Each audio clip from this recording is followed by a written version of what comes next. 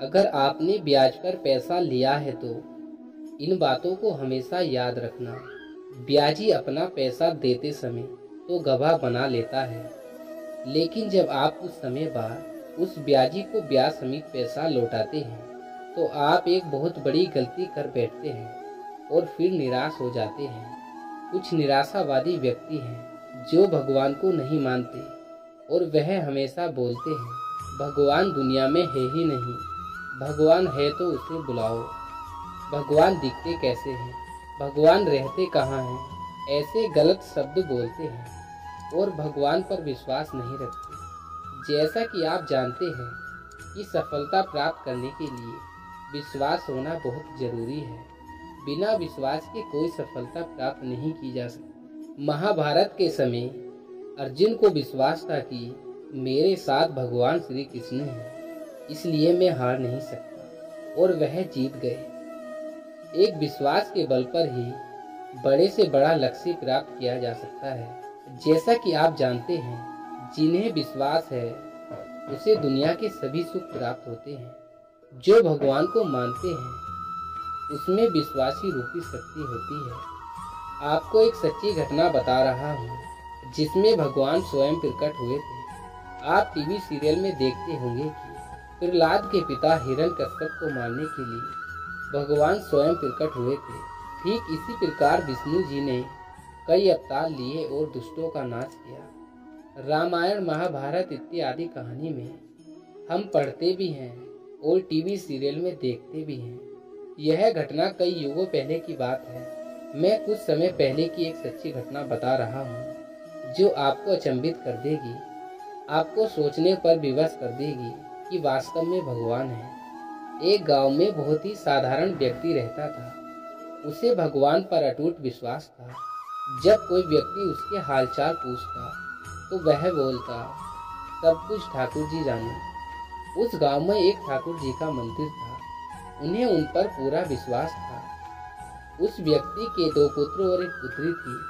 जब पुत्री की शादी करी तो उस साधारण व्यक्ति ने साहूकार से कुछ कर्जा ब्याज पर लिया था और उस व्यक्ति के दोनों पुत्र ने शहर जाकर कुछ समय काम करके कुछ पैसे जमा कर लिए और उसके बाद गांव में आकर दोनों पुत्र ने पिता से बोला, यह लो पैसे और साहूकार को देकर कर्जे से मुक्त हो जाओ। उस व्यक्ति ने जाकर साहूकार से कहा, यह लीजिए साहूकार जी, आपका मूलधन और ब्याज, मुझे अपने कर्जे से मुक्त कर दीजिए। साहूकार ने एक पेज पर लिख दिया कि आपका पूरा कर्जा ब्याज सहित प्राप्त हो गया, आप कर्जे से मुक्त हो गए। और वह पर्ची साहूकार ने उस व्यक्ति को दे दी। साहूकार ने उस व्यक्ति से पूछा, इस पर क्या लिखा हुआ है? उस व्यक्ति ने कहा, मैं तो अनपढ़ हूँ, जो लिखा है वह ठाकुर जी जाने। साहूकार समझ गए कि यह व्यक्ति बहुत सीधा है। उनके मन में लालच आ गया।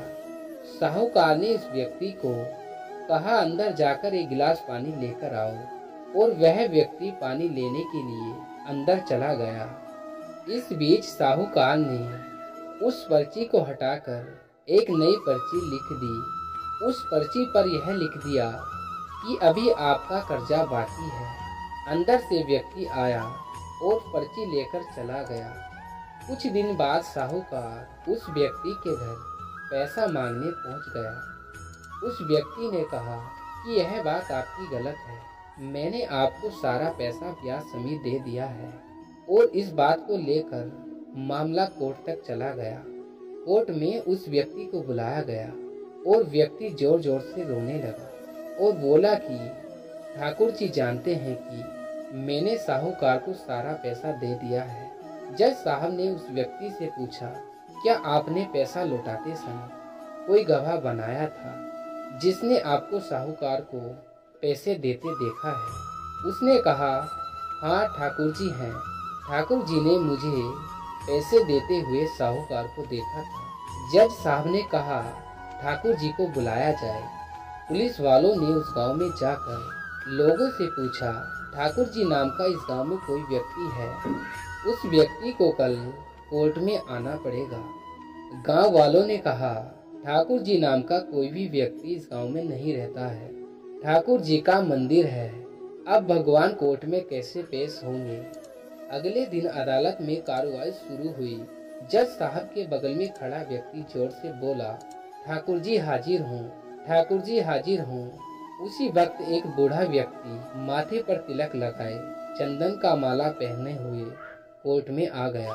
उस व्यक्ति ने कटघरे में खड़ा होकर बोला, जज साहब मैं ठाकुर जी हूँ, बताइए क्या बात है। जज साहब ने ठाकुर जी से पूछा, क्या आपने इस व्यक्ति को साहूकार को पैसे देते हुए देखा था। तब ठाकुर जी ने जज साहब से बोला, जज साहब मेरे सामने इस व्यक्ति ने साहूकार को पूरे पैसे ब्याज समेत दिए थे। जज साहब आप एक काम कीजिए, साहूकार को यहाँ रोकिए और किसी व्यक्ति को साहूकार के घर भेजिए। साहूकार के घर अलमारी नंबर 3 में एक फाइल है। उस फाइल के 22वें पेज पर वह पर्ची रखी हुई है जिसमें लिखा है कि इस व्यक्ति ने ब्याज समेत सारा पैसा दिया है। वह व्यक्ति इतना बोलकर चला गया। कुछ देर बाद सिपाही वापस आया और जज साहब को एक पर्ची दी। वह पर्ची जिसमें लिखा हुआ था कि पूरा पैसा ब्याज समेत मिल गया है। जज साहब ने कहा, ठाकुर जी कहाँ गए, उनको बुलाया जाए। ठाकुर जी दिखाई नहीं दिए। अगले दिन जज साहब उस व्यक्ति के गांव गए। पूरे गांव में खोजा गया। सभी व्यक्ति ने कहा कि वह वृद्ध आदमी इस गांव का नहीं था। जज साहब समझ गए वह व्यक्ति वास्तव में ठाकुर जी यानी भगवानी थे। जज साहब ने उसी वक्त अपने पद से इस्तीफा दे दिया।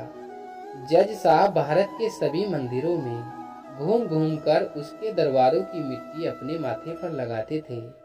किसी मंदिर में बैठते नहीं थे।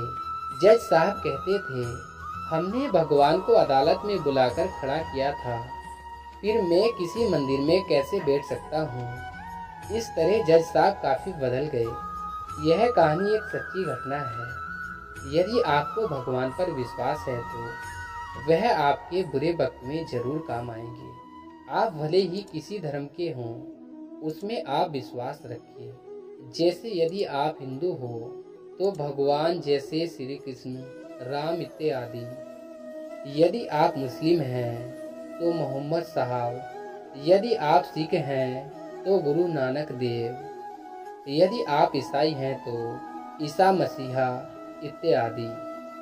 यदि आपने भी ब्याज पर पैसा ले रखा है तो आप मेरी बताई गई इस बात का ध्यान जरूर रखें। आप ब्याज का पैसा लौटाते समय कोई गवाह जरूर बनाएं, नहीं तो आपके साथ भी ऐसा हो सकता है। दोस्तों, इस वीडियो में बस इतना ही। अगर आपको हमारी वीडियो में दी गई जानकारी अच्छी लगी है तो हमारी इस वीडियो को लाइक कर दीजिए और भी इसी प्रकार की वीडियो देखने के लिए हमारे चैनल को सब्सक्राइब कर लीजिए और इस वीडियो को अपने सगे संबंधी एवं रिश्तेदारों को शेयर भी कर दीजिए। हमने इस वीडियो में आपके लिए बहुत मेहनत की है। हमारी इस मेहनत के लिए और भगवान श्री कृष्ण के लिए एक प्यारी सी कमेंट में जय श्री कृष्णा जरूर लिख दीजिए। मैं दुआ करूंगा भगवान श्री कृष्ण से आपको कभी ब्याज के पैसे लेने की जरूरत ना पड़े। जय श्री कृष्ण।